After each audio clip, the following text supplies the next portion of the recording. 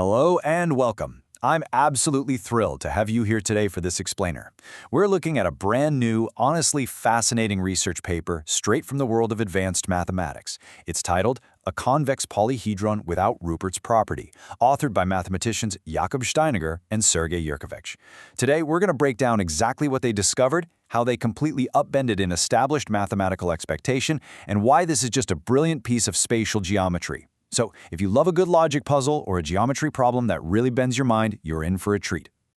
Okay, let's dive into this. And to start, I want you to really engage your spatial reasoning here. Just visualize something with me for a second. Imagine a solid three-dimensional shape sitting right there in your hands. Now imagine cutting a straight hole right through that shape. The entire crux of our explainer today is this. Can that 3D shape pass completely through the hole you just cut into an identical copy of itself? I mean, it sounds almost physically impossible, right? How on earth can a shape fit through a tunnel carved out of something the exact same size and dimensions? Well, it's a mind-bending geometric puzzle that has literally captivated mathematicians for years. Which brings us directly to the formal definition. Rupert's property dictates that a three-dimensional convex body has this property if its copy can be passed through a straight hole inside that body. I really want to emphasize those specific words directly from the slide. A three-dimensional convex body and an identical copy. We're talking about taking a solid shape, carving a straight tunnel all the way through it, and then taking an exact replica of the original uncut shape and sliding it right through that tunnel. If it fits, that shape is said to have Rupert's property. It's a pretty profound physical and spatial requirement. Let's move to and see how this builds into Section 1, the 2017 math conjecture. So the year 2017 actually marks the origin of a major, long-standing mathematical conjecture regarding Rupert's property. In math, a conjecture is essentially a highly educated, logically framed hypothesis. It's an assumption made by mathematicians that a certain rule holds true for these convex polyhedrons, but it hasn't been rigorously, undeniably proven yet. And since 2017, the mathematical community has basically been operating under a specific set of assumptions about exactly which shapes possess this elusive property and which ones don't. And this brilliantly illustrates the clash of ideas happening in this research. For years, the academic community leaned heavily on the established expectations of that 2017 conjecture. It was kind of the mathematical rulebook governing Rupert's property. But then comes this brand new 2025 and 2026 paper by Steininger and Yurkovich, acting as the ultimate disruption. This paper doesn't just, add a little footnote to the 2017 conjecture. It completely challenges the established expectations that the academic community had been relying on. Which brings us to Section 2. Disproving the conjecture. This is where things get really exciting, because the authors completely shatter that established mathematical rule. I want you to read this exact quote directly from the abstract of their paper. In this work, we construct a polyhedron which is provably not Rupert. Thus, we disprove a conjecture from 2017. Just listen to the absolute certainty in that language. Provably. Disprove. In the world of high-level mathematics, you absolutely do not use those words lightly. By mathematically constructing a specific convex polyhedron that definitively fails to hold Rupert's property, they completely overturned the 2017 conjecture. Zero room for doubt. Looking at the timeline, we get a great perspective on how this scientific discovery actually unfolded. The conjecture was initially proposed back in 2017, and it sat there, unsolved and unchallenged for years. Then Steininger and Yurkovich submitted version 1 of their rigorous proof on August 25, 2025.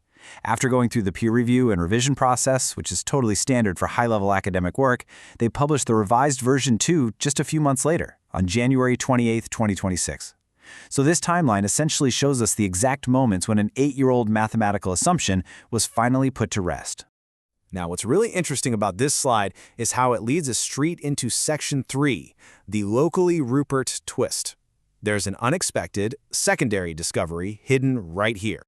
You see, disproving the 2017 conjecture was an incredible feat all on its own. But the researchers didn't just stop there.